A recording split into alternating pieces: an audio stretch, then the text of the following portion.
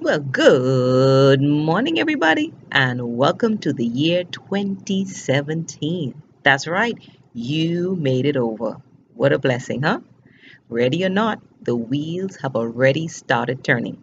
I trust that you are ready to rock and roll and become a better you so that you can make a positive difference in the lives of others.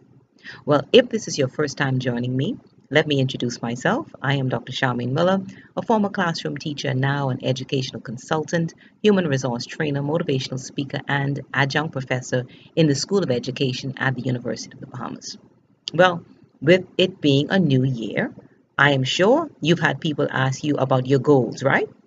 Well, today I'm not going to ask you that.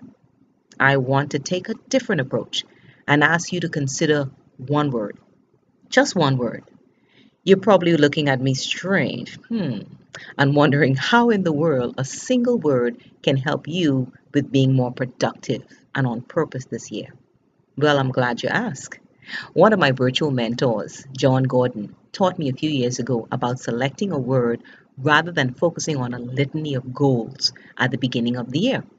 Now, he explained that the right word can mold and shape someone into becoming a better person, a better father, better wife, better writer, better communicator, better teacher, whatever, just better, whatever they desire. Choosing one word is really more effective than writing New Year's resolutions because one word actually sticks.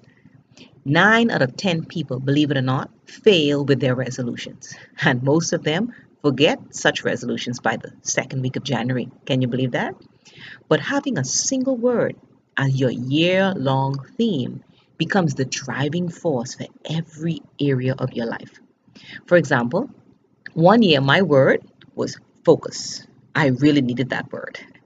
That year, it helped me to rule out distractions, to determine what was important, and also to see whatever I wanted to get done, to see it through to completion, because my word was focus. And needless to say, I also achieved quite a few goals that year. I even have my own children choosing a word as well. So some of the ones we've chosen been words like pray, persistence, forgive, purpose, and enthusiasm. As you can see, the words are really diverse, depending on the area that in your life that you think you need to work on the most. So now I ask you, what word would encapsulate everything you truly desire to do and become this year?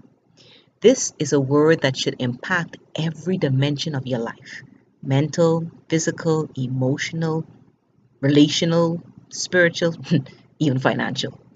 I'm sure you can think of quite a few words, but narrow it down to one that seems most pervasive and perhaps most impactful for you right now. And once you found your word, write it down. There's something about writing it down that helps to make it stick. Put reminders up all around you. Put it in your car, put it in your closet, put it in the bathroom on the mirror. Write it down and share your word with others. Doing that helps to make you accountable to them so they know what your focus is. So write it down, share it with someone, and then begin journaling about your experiences with this theme, at least a few days every week. In fact, get a devoted journal that's just for your theme, just for your one word. Now, let me challenge you even further. Yes, you've gotten your word, you've written it down, you put your reminders up, you've shared it with some other people, and you've committed to journaling about it. But let me challenge you to perhaps even have your class, your department, your team, or whomever you're working with to come up with a word, one word that will guide your efforts in the workplace as a team, as a unit.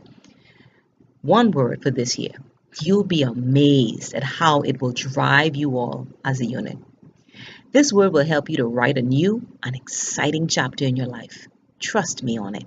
It will inspire you and create the clarity that will enable you to live a life of passion, to live a life of purpose.